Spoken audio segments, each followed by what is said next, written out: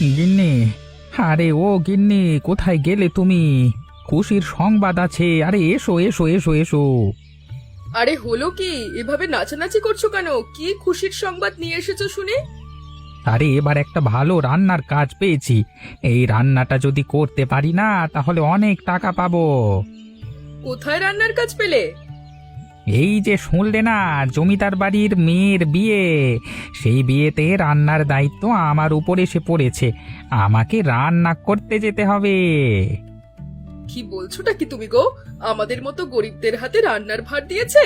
আমি তো ভেবেছিলাম হয়তো শহর থেকে ভালো ভালো রান্নার লোক আনবে। আমরা থাকতে আবার রান্নার লোক আনবে কেন?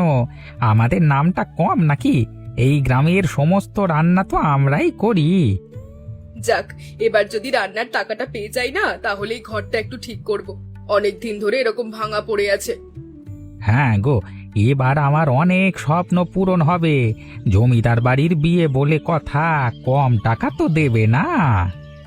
তুমি যাও যাও, সবকিছু জোগাড় করা শুরু করে দাও। দেখো রান্নায় যেন একটু এদিক ওদিক না হয়। দেখুন জমিদার মশাই, আমার একমাত্র মেয়ের বিয়ে এভাবে ভেঙে দিয়ে যাবেন না। আপনার আমার কথা একটিবার শুনুন। কিসের কথা শুনবো? আপনাদের এখানে আমাদেরকে ডেকে এনে ভরা সমাজে অপমান করবার কোনো মানে আছে? রান্না একটু এদিক ওদিক হতেই পারে, তাই বলে যে আপনাকে অপমান করছি এমন কোনো বিষয় নয়। আপনি হলেন এই গ্রামের জমিদার, আপনাদের রান্না বান্না এরকম হয় কিভাবে? আপনাদের ঘরের মেয়ে আমরা নিই কিভাবে আপনি বলুন তো? এমন করবেন না, মেয়েটার জীবনটাই নষ্ট হয়ে যাবে। আমি গ্রামের জমিদার, মেয়ের বিয়ে ভেঙে গেলে সমাজে মুখ দেখাতে পারবো না। আর এই যে আমার এত অতিথি নিয়ে আমি এখানে বিয়ের আয়োজনে এসেছি, আমি কিভাবে তাদেরকে মুখ দেখাবো সেটা আপনি একবারও বুঝতে পারছেন না? দেখুন, একটু ভুলভ্রান্তি হয়ে গেছে, ক্ষমা দৃষ্টিতে দেখুন। এভাবে বিয়ে ভেঙে দিয়ে যাবেন না, বুঝতেই তো পারছেন ব্যাপারটা। আমি বুঝতে চাই না। আমি আমার ছেলের সাথে আপনার মেয়ের বিয়ে দেব না। আমি এই মুহূর্তে বিয়ে ভেঙে দিচ্ছি। দোহাই লাগে আপনার, দোহাই লাগে, আমাদেরকে ক্ষমা করে দিন। ছাড়ুন তো মশাই, এসব নাটক দেখতে আর ভালো লাগে না। যে বাড়িতে প্রথম দিনেই আপ্যায়নে এমন ঘাটতি হয়, সেই বাড়িতে ছেলের বিয়ে দিয়ে যে কি অবস্থা হবে তা আমার ভালোই বোঝা হয়ে গেছে। এটা তুমি কি করলে ভজহরি? আমি তো তোমার উপরে ভরসা করে রান্নার সমস্ত দায়িত্ব তোমাকে দিয়েছিলাম। ক্ষমা করবেন হুজুর, আসলে আমি তো সবকিছু ঠিকঠাক ভাবেই নিয়েছিলাম। রান্না করবার পর আমি চোখে দেখেছি, তেমন কোনো সমস্যা তো দেখতে পেলাম না। তাহলে তোমার চোখের সামনে যে ঘটনাটা ঘটে গেল সেটা কেন হলো তুমি বলো? রান্নায় এমন কি ব্যবহার করেছো যাতে রান্নার স্বাদ এমন পাল্টে গেল আর এমন ঝালে পরিণত হলো? আমি আসলে জানি না কেন কি হয়েছে। আমি সত্যি বলছি, আমি কিছু করিনি। আবারও মিথ্যে কথা বলে যাচ্ছ। বরপক্ষের প্রত্যেকটা মানুষ ঝালে পাগল হয়ে গেছে। এটা তুমি ঠিক করলে না ভজহরি। দয়া করুন হুজুর, আমি আসলে এমন কিছু করিনি। আমাকে ক্ষমা করে দিন, আমাকে শাস্তি দেবেন না। শাস্তি তো তোমাকে পেতেই হবে, আর তোমার শাস্তি হলো এই মুহূর্তে তুমি আর তোমার পরিবার এই গ্রাম ছেড়ে চলে যাও। ক্ষমা করুন হুজুর, আমাদের যে আর যাওয়ার কোনো জায়গা নেই। আমরা গরিব মানুষ, কোথায় গিয়ে থাকবো? তোমাদের আরো কঠিন শাস্তি দেওয়া উচিত ছিল। নেহাত আমি ভালো মানুষ বলেই তোমাদেরকে গ্রাম ছাড়ার আদেশ দিয়েছি। এক্ষুনি এখান থেকে বেরিয়ে যাও, নহিলে আমি প্রহরী ডাকতে বাধ্য হব। হায় হায় রে, আমার কি হলো? আমার মেয়ের জীবন আমি নিজের হাতে নষ্ট করে দিলাম। আমাকে ক্ষমা করিস মা, আমাকে ক্ষমা করিস।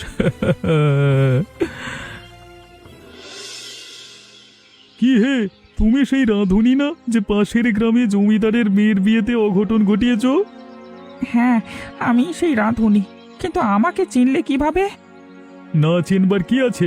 এই ঘটনা তো পুরো 10 গ্রামে রটে গেছে, আমিও তো ছিলাম সেখানে। এই গ্রাম থেকেই তো বরপক্ষ গেছিল। কি বলছো? এই গ্রাম থেকেই বরপক্ষ গিয়েছিল, আর আমি কি না এই গ্রামে চলে এসেছি? নিশ্চয়ই তোমাকে ওই গ্রাম থেকে বিতাড়িত করেছে, তাই না? এই জন্য এই গ্রামে এসে আশ্রয় নেওয়ার চেষ্টা করছো। বিশ্বাস করো বাবা, আমি এমন কিচ্ছু করিনি। শুধু শুধু এমন কেন হলো কিছুই বুঝতে পারছি না। আমি গরিব মানুষ, কোথায় যাব? যেখানেই যাও না কেন, এই গ্রামে জায়গা পাবে বলে মনে হয় না। কারণ এই গ্রামের জমিদার ওই গ্রামের ওপরে বেজায় রেগে আছে। এই গ্রামে কি কোথাও রান্নার কাজ পাওয়া যাবে না? একটুখানি আশ্রয় আর রান্নার কাজ পেলেই হতো। না গো, যদি এইখানে তোমাকে আর এই গ্রামের জমিদার দেখে তাহলে তোমাকে আরো বড় শাস্তি দেবে। তার ছেলের বিয়ে পণ্ড হয়েছে তোমার কারণে। কি যে যন্ত্রণা! এখন যে কোথায় যাই, কোথায় গিয়ে থাকবো? এখন তো মনে হচ্ছে জঙ্গল ছাড়া কোনো উপায় নেই। যাও যাও, জঙ্গলে গেলেই বাঁচো। আরে আমি ভালো মানুষ বলেই তোমাকে ধরিয়ে দিলাম।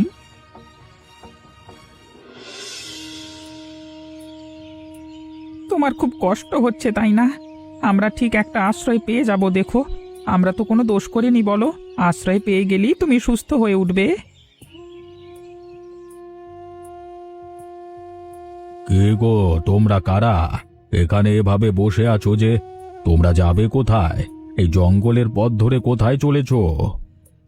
আসলে আমরা হলাম অসহায়, আমাদের যাওয়ার কোনো জায়গা নেই। এই জন্য এখানে এই পথের ধারে বসে আছি। আমার স্ত্রী অসুস্থ হয়ে পড়েছে। আহারে, তোমাদের দেখে তো ভালো লোক মনে হচ্ছে। এমন কি কোনো জায়গা নেই যেখানে তুমি যেতে পারো? তাহলে সেখানে আমি পৌঁছে দিতাম। না বাবা, আমাদের যাওয়ার কোনো জায়গা নেই। আমাদের গ্রাম থেকে আমাদেরকে বিতাড়িত করা হয়েছে, তাই তো এখানে এসে বসে আছি। তোমাদের গ্রাম থেকে বিতাড়িত করা হয়েছে কেন? তোমরা কি কোনো অন্যায় কাজ করেছো? ওই ওপরওয়ালার দোহাই দিয়ে বললাম, আমরা কোনো খারাপ কাজ করিনি। আমরা সাধারণ খেটে খাওয়া মানুষ। এই যে দেখেন, এই জঙ্গলে জঙ্গলে ঘুরে বেড়াচ্ছি। ঠিক আছে, বাকি কথা না হয় পরে শুনবো। এখন তোমার স্ত্রীর অবস্থা দেখে বেশি ভালো মনে হচ্ছে না। তোমার স্ত্রীকে নিয়ে চলো আমার আশ্রমে। আপনি আমাদেরকে আশ্রয় দেবেন? কি আর করবার, তোমাদের কি এরকম অসহায় অবস্থায় তো ছেড়ে দিতে পারি না।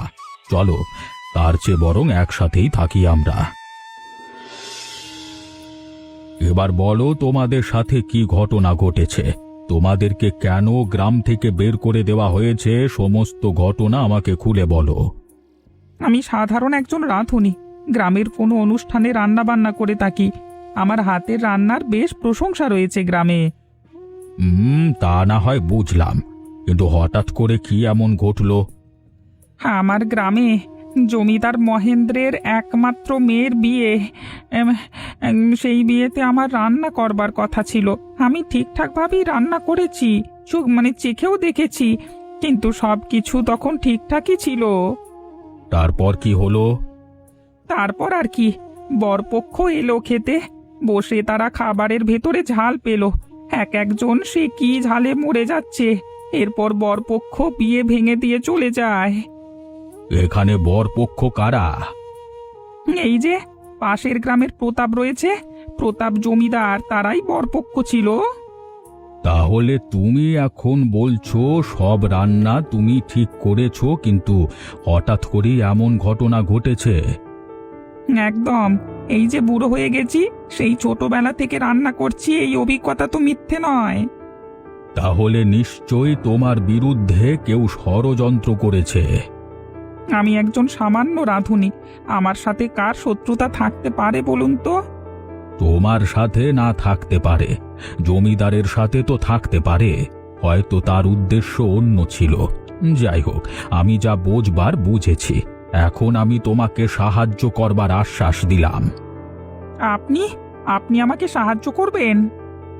অবশ্যই করব। দুজন নিরপরাধ মানুষ এইভাবে ভুগবে সেটা তো আমি চাই না। আমি তোমাদেরকে নির্দোষ প্রমাণ করেই ছাড়ব।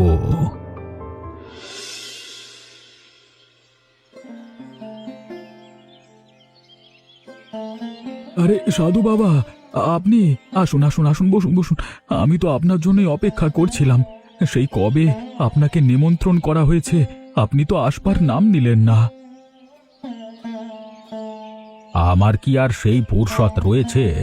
কত কাজ করতে হয়। একটু সুযোগ পেলাম তাই তোমার কাছে চলে এলাম।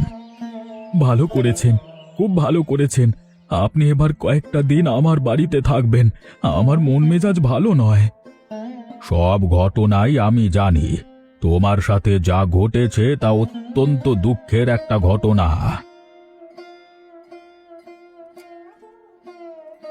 আর হ্যাঁ বাবা, পরিচয় করিয়ে দিই, এই হলো সুরেন্দ্র, আমার ছোট ভাই। আমার আমার জমিদারির অনেক কিছুই ও দেখাশোনা করে। তোমার একটা ছোট ভাই আছে সেটা তো আমি জানতাম না, কখনো তো দেখিনি। ও আসলে সবার সাথে কথা তেমন একটা বলে না, একটু একা থাকতে ভালোবাসে, তাই সবার সামনেও আসে না তেমন। তা বেশ বেশ, একা থাকাটাই ভালো, বর্তমান যুগ একটুও ভালো নয়। তা তোমার ভাই বিয়ে টিয়ে কিছু করেনি? তার ছেলে মেয়ে কজন? না, কয়েকবার চেষ্টা করেছিলাম ভাইকে বিয়ে দেওয়ার জন্য, কিন্তু আমার ভাই রাজি হলো না, বলল এসব তার জন্য নয়, সেই জন্যই তার সংসার করা হয়ে ওঠেনি ওর। সব কিছুই বুঝতে পারলাম। যাই হোক, তোমার এখানে এসে ভালো লাগলো। আমি কিন্তু এখানে কয়েকদিন থাকবো, ঠিক আছে? আমার থাকবার ব্যবস্থা করো। যাই বলো, তোমার সাথে আড্ডা দিয়ে কিন্তু আমার বেশ ভালোই লাগলো। তোমার ভাই বলল তুমি মানুষের সাথে তেমন কথা বলো না, কিন্তু আমার সাথে তো পুরোটাই উল্টো। যার তার সাথে কথা বলতে আমার ভালো লাগে না, মানুষ বুঝে কথা বলি। আপনাকে আমার ভালো লেগেছিল বোধহয়, তাই বলে আমি আমি মানে কথা বলতে রাজি আছি। তোমাকেও কিন্তু আমার বেশ পছন্দ হয়েছে। এর উপহার স্বরূপ তোমাকে আমি একটা কথা বলি, আমার কিন্তু অনেক শক্তি, এমন শক্তি যে তুমি যা চাইবে তাই তোমাকে দিতে পারবো। কি বলছেন আপনি বাবা? আমি যা চাইবো আপনি তাই আমাকে দিতে পারবেন? একদম তাই, এমনকি এই জমিদারি পুরোটাই তোমার করে দিতে পারবো। তুমি শুধু একবার আমাকে বলো, কেমন? না না না না না না, আমার এই জমিদারি কিছু লাগবে না, যতটুকু আছে ততটুকুতে আমি সন্তুষ্ট। কি যে বলো না, আমি তো জানি এই সমস্ত জমিদারি পাওয়ার লোভে তুমি এখনো সংসার শুরু করনি। এই কথা তো আমি ছাড়া আর কেউই জানে না, আপনি জানলেন কিভাবে বাবা? আপনার আসলেই অনেক শক্তি। আমি আমার অন্তর্দৃষ্টি দিয়ে সব কিছুই উপলব্ধি করি, তাই তো বললাম, যদি এমন কিছু প্রয়োজন হয় আমাকে জানাবে, এতে তোমার লাভ আমারও লাভ। আমাকে কিছু পয়সা পাতি দিলে আপনি আপনি আপনি আপনি আপনি যদি সত্যি বলে থাকেন তাহলে আপনার কাছে আমার অনেক কিছু চাওয়ার আছে, আপনাকে আমি 2 হাত ভরে খুশি করে দেব। ঠিক আছে, তুমি সময় অনুযায়ী আমাকে জানাবে। আরে সাধু বাবা যে, আমার কি ভাগ্য, আপনি আমার বাড়িতে এসে দর্শন দিলেন। কেন দর্শন দেওয়া যাবে না বুঝি? কি যে বলেন আপনি, আমি আপনাকে কত কত করে খবর দিই, আপনি তো আর আসার নাম নেন না। কি আর করবার, আজকে একটা বিপদে পড়েই তোমার কাছে এসেছি। কি বিপদে পড়েছেন বাবা আপনি? শুধু একবার বলুন, আপনার সমস্ত বিপদ আপদ দেখবার দায়িত্ব আমার। যে বিপদে পড়েছি সেই বিপদ থেকে তুমি আমাকে রক্ষা করতে পারবে কিনা আমি জানি না, তবে তোমাকে আমি অনুরোধ করতে পারি। আপনি একদিন আমার এমন উপকার করেছিলেন যে উপকার আমি কোনোদিন ভুলব না। সেই উপকারের প্রতিদান হিসেবে হলেও আমি আপনাকে নিজের প্রাণ দিয়ে বিপদ থেকে উদ্ধার করতে চাই। তোমার প্রাণ দিতে হবে না, শুধুমাত্র তোমার ছেলেকে দাও মহেন্দ্র জমিদারের মেয়ের জন্য। এটা আপনি কি কথা বললেন সাধু বাবা? আপনি যেহেতু এই কথা বললেন তাহলে পুরো ঘটনাটা আপনি নিশ্চয়ই জানেন। আমি জানি বলেই তো তোমার কাছে এসেছি, তবে একটা কথা শুনে রাখো, আমরা সব সময় যা দেখি সেটা কিন্তু সত্যি নাও হতে পারে। আমি তো চোখের দেখা দেখিনি সাধু বাবা, আমি নিজে উপলব্ধি করেছি। আমার বরপক্ষের যত অতিথি ছিল সবার সামনে আমি অপমানিত হয়েছি। তোমার কি মনে হয় মহেন্দ্র নিজের মেয়ের বিয়েতে এমন করতে পারে? তার একমাত্র মেয়ে। তাহলে কে করলো এমন? অন্য কেউ করেছে, এবং সেই লোককে আমি সামনে এনে তবেই তোমার ছেলের সাথে মহেন্দ্রর মেয়ের বিয়ে দিতে চাই। এবার বলো, তোমার আপত্তি আছে? যেহেতু আপনি অনুরোধ করছেন আর ওই ষড়যন্ত্রের পেছনে কে আছে তাকেও আমি দেখতে চাই, তাই আমি এ বিয়েতে রাজি। আমাকে আবারও আজকে ঋণী করে দিলেন প্রতাপ সিং, আমি আবার আসব, আমার অপেক্ষায় থেকো।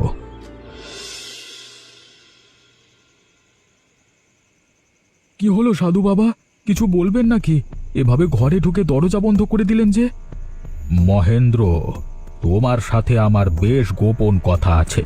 তাই দরজাটা বন্ধ করতে বাধ্য হলাম। একটু আস্তে কথা বলো। ব্যাপারটা কি সাধু বাবা?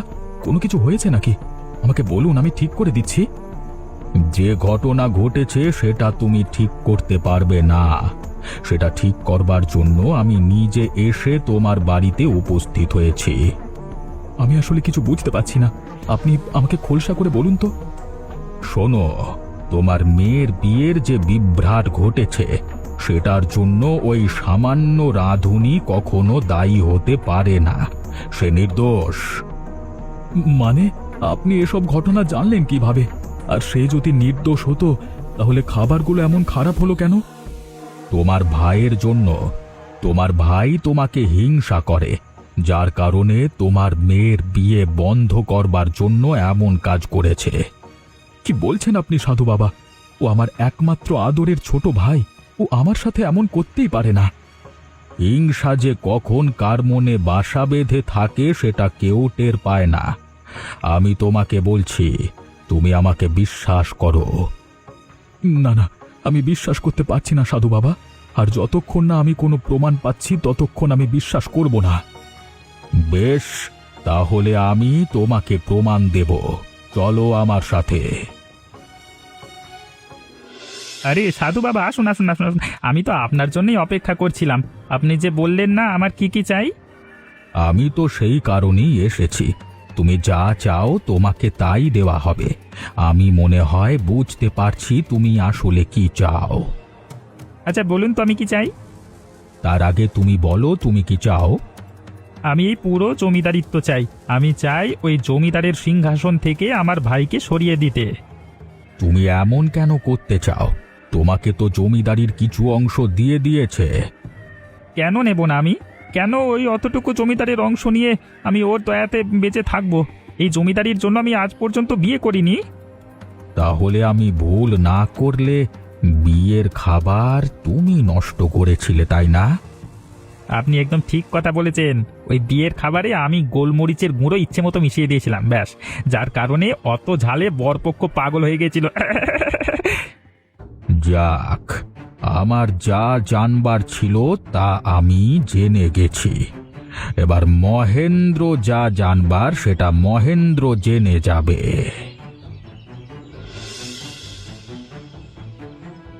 কেন করলি তুই সুরেন্দ্র এমন? আমার উপরে তোর কিসের রাগ, কিসের এত হিংসা? আমি তো তোকে বলেছিলাম তুই বিয়ে কর। আমি কেন বিয়ে করব? কিসের জন্য? আমার জমিদারি নেই। এ বাড়িতে আমার স্ত্রী এলে তাকে কাজের লোকের মতো খাটতে হতো। তুই ভুল ভাবছিস। আমি তোকে বিয়ে করতে বলেছিলাম বংশধরের জন্য। আমার একটা মাত্র মেয়ে, তাকে বিয়ে দিলে এই জমিদারি কে দেখবে? শুধু এটুকু এটুকু বলে এতটা কাল তুমি আমার সাথে বেইমানি করেছো দাদা। সব বিষয় তুমি কেন এগিয়ে যাবে? কারণ আমি ভালো মানুষ, আমি প্রজাদের দুঃখ বুঝি। তুই ভালো না তো, তুই তো বেঈমান। এখন বুঝতে পারছি, তুই যদি এই গ্রামের জমিদার হতিস তাহলে এই গ্রামের মানুষের কখনো ভালো হতো না। এই জমিদারি পাওয়ার জন্য আমাকে যা করা প্রয়োজন আমি তাই করব। শুধুমাত্র এই সাধুর জন্য আজকে আমি ধরা পড়ে গেলাম। সাধু বাবা যখন সবকিছু আমাকে খুলে বলেছিল আমি কিচ্ছু বিশ্বাস করিনি। তবে আজকে আমার চোখের সেই কালো পর্দা সরে গেছে। তুই এখন এই মুহূর্তে এই জমিদার বাড়ি ছেড়ে চলে যাবি। কাজটা তুমি ভালো করলে না দাদা। আমি ফিরে আসবো একদিন আমার অধিকার বুঝে নিতে। আমি ফিরে আসবই এবং এই গ্রামের জমিদার হব আমি। আমাকে ক্ষমা করো ভজহরি, আমি আসলে ভুল ভেবেছিলাম তোমার রান্নায় কোনো গাফিলতি হয়েছে। অবশেষে অবশেষে আমি নির্দোষ প্রমাণিত হলাম। আমার এত বছরের পরিশ্রম সব এক নিমেষে শেষ হয়ে যেত জমিদার মশাই। আমি বুঝতে পারছি, ছোটবেলা থেকে এ গ্রামের রান্না বান্না তুমিই করো। এখানে তোমার মান সম্মান অনেক বড়। আপনি যে নিজের ভুল বুঝতে পেরেছেন, গ্রামের মানুষ যে জানতে পেরেছে আমি কিছু করিনি, এটা আমার জন্য অনেক কিছু। আমি তো ভুল করেছিলাম, আমাকে ক্ষমা করে দিও ভজহরি। আজকে থেকে এই জমিদার বাড়ির সমস্ত রান্না বান্নার দায়িত্ব তোমাকে আর তোমার বউকে দেওয়া হলো। এত বড় দায়িত্ব আমরা পালন করতে পারবো তো? আমরা সামান্য রাঁধুনি, গরিব মানুষ। পারবে না কেন? অবশ্যই পারবে। আর আজকে থেকে তোমরা তো গরিব নও, তোমরা এখন থেকে মৃত্যু পর্যন্ত এই জমিদার বাড়িতেই থাকবে। সবকিছুই সম্ভব হয়েছে এই সাধু বাবার জন্য। সাধু বাবার জয় হোক। আপনার কাছে অনেক অনেক কৃতজ্ঞতা প্রকাশ করছি সাধু বাবা। তুমি ঠিক কথা বলেছ ভজহরি। এই সাধু বাবা না থাকলে আজকে এত বড় ষড়যন্ত্রের জাল ফাঁস হতো না। আমি আসল মানুষ চিনতে পারতাম না, না জানি আর কত ক্ষতি হতো আমার। আরে ও ভজহরি, আবারও সেই গোলমরিচের ঝোল দিয়েছ? এবার না জানি আবার কোন নদীতে নামতে হয়। চিন্তা করবেন না বাবু, এবার স্পেশাল ভাবে বানিয়েছি। এমন গোলমরিচের ঝোল বানিয়েছি, মনে হবে না এটা গোলমরিচ দিয়ে বানানো। যাক, তাহলে আর চিন্তা নেই, নিশ্চিতভাবেই খেতে পারি। সে অত ছাড়াটা কোথায়? জমিদার বাড়ি থেকে তাকে বিতাড়িত করা হয়েছে নাকি? হ্যাঁ প্রতাপ, তুমি চিন্তা করো না, ওটাকে বিদে করে দেওয়া হয়েছে। ওটাই তো সব নষ্টের মূল। তবে আমি একটা কথা বুঝতে পারলাম না, যদি গোলমরিচ মেশানো হয় তবে তো এত ঝাল লাগবার কথা নয়। ঠিক বলেছ, তবে গোলমরিচের সাথে শুধু গোলমরিচ নয়, লঙ্কা মেশানো হয়েছিল। গোলমরিচ স্বাদ নষ্ট করবার জন্য, আর লঙ্কা ঝালের জন্য। আপনি আমার চোখ খুলে দিয়েছেন সাধু বাবা। আমি তো মহেন্দ্র জমিদারকে ভুল বুঝে আমার ছেলের জন্য তাকে না করেই দিয়েছিলাম। এবার যখন সবকিছু মিটে গেছে, আবার তোমরা এক হয়ে যাও। আশা করছি তোমাদের মধ্যে আর কোনো ভুল বোঝাবুঝি থাকবে না। ভুল বোঝাবুঝি হলেই বা কি হবে? আপনি তো আছেন বাবা, আসুন আসুন একসাথেই খাই।